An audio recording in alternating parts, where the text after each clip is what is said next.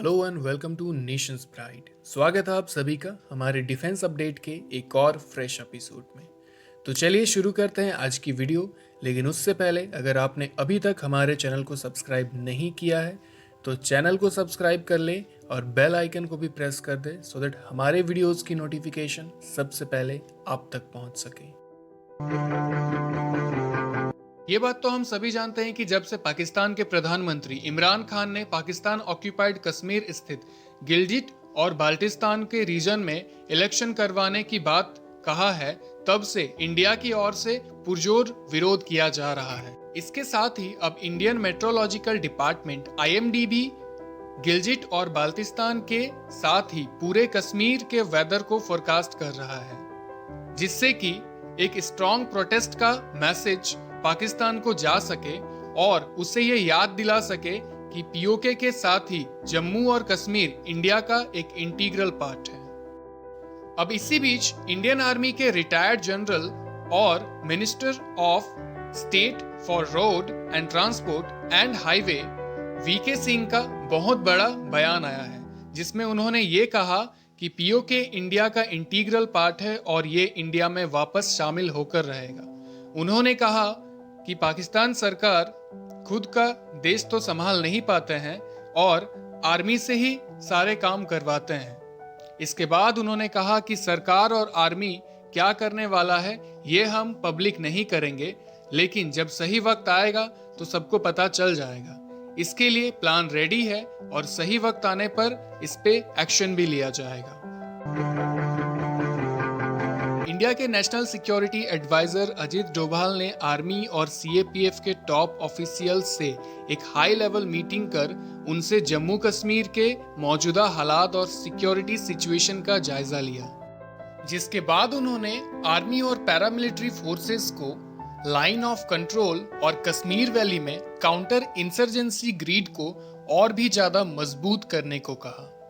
लगभग 5 घंटे से भी ज्यादा चले इस मीटिंग में army chief MM Naravane, intelligence bureau के डायरेक्टर अरविंद कुमार, रॉ के chief Samant Kumar Goel, BSF chief DG SS Deswal और CRPF के DG AK महेश्वरी शामिल थे।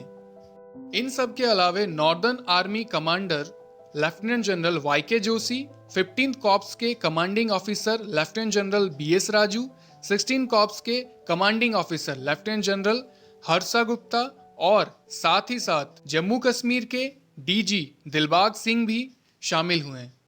इस मीटिंग के बाद NSA अजीत डोभाल के नेतृत्व में कुछ सेलेक्टेड ऑफिसर्स का group home minister Amit Shah के साथ भी मिले। कल यानी 10 मई को नॉर्थ सिक्किम स्थित नाकुला पास के पास इंडियन आर्मी और चाइनीज आर्मी के ट्रूप्स के बीच एक जोरदार झड़प हुई, जिसमें इंडियन आर्मी के 4 और चाइनीज पीपल्स आर्मी के 11 जवान घायल हो गए हैं, जो कि मेनलैंड से 5000 मीटर के एलिवेशन पे स्थित है।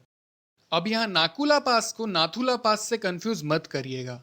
यहाँ हम जिस पास की बात कर रहे हैं वो है नाकुला पास, जो कि मेनलैंड से 5000 मीटर के एलिवेशन पे स्थित है।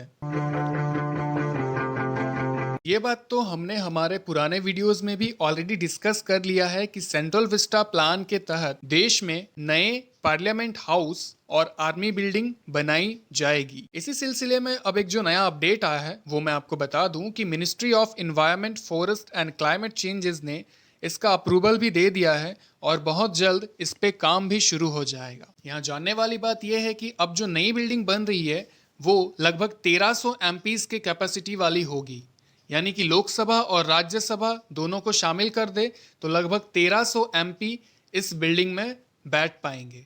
अब अगर आप ये सोच रहे हैं कि पार्लियामेंट में 1300 सीट्स की ज़रूरत ही क्या है, तो मैं आपको बता दूं कि वर्तमान समय में एक MP 20 से 30 लाख लोगों को रिप्रेजेंट कर रही है। लेकिन अगर हम एप्रोप्रिएशन ऑफ लोकसभा सीट्स 1977 के हिसाब से देखें तो एक MP मैक्सिमम 10 लाख लोगों को ही रिप्रेजेंट कर सकते हैं। इसका मतलब भविष्य में हमें MP के संख्या में काफ़ी बड़ा बदलाव देखने को मिल सकता है। सो गाइज, ये थे हमारे आज के टॉप 4 डिफेंस अफेयर्स। अगर आपको हमारे वीडियोस पसंद आते हैं तो लाइक करें, चैनल को सब्सक्राइब करें और अपने दोस्तों के साथ भी ज़रूर शेयर करें। Thank you so much for watching. जय हिंद, जय भारत।